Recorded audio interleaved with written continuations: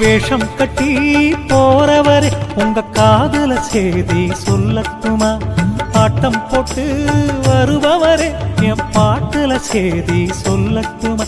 உங்க முத்தார அம்மனுக்கு என்னை அறிமுகம் செய்திடுங்க. அந்த 5 சடை காளியிடம் நல்ல அருள் வாங்கி தந்திடுங்க. காளியின் அருளை வேண்டிடுங்க, கவலை எல்லாம் நீங்கிடுங்க. காளியின் அருளை வேண்டிடுங்க, கவலை எல்லாம் நீங்கிடுங்க. வேஷம் கட்டி போறவரே உங்க காதுல செய்தி சொல்லட்டுமா?